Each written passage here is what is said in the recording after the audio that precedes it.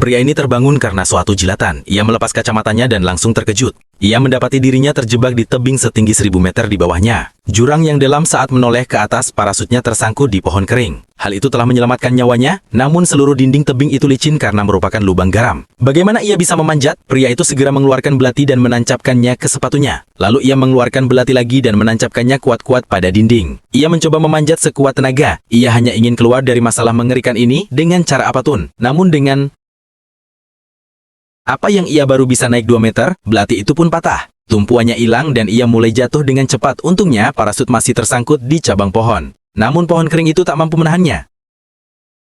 Batangnya mulai retak. Perlahan pria itu segera mengencangkan tali, mengambil belati dan mulai memotong dengan cepat. Akhirnya ketika parasut hampir putus, ia berhasil memotong tali dan selamat dari jatuh.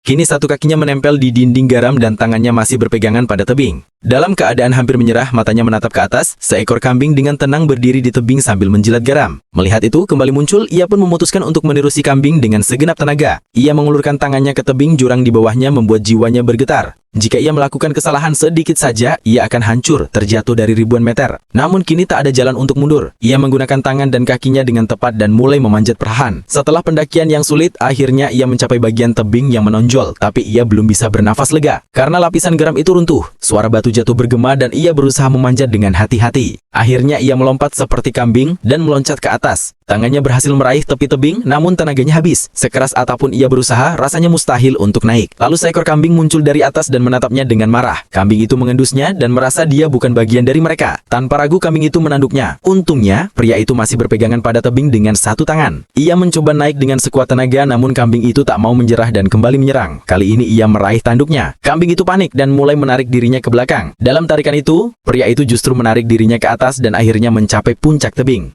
Ia berbaring terengah-engah. Perlahan, ia mengangkat tangan, meletakkannya di kepala kambing dan mengelusnya dengan lembut. Ia pun menatapnya dengan penuh rasa syukur. Jadi menurutmu, apa pelajaran yang bisa diambil dari film ini?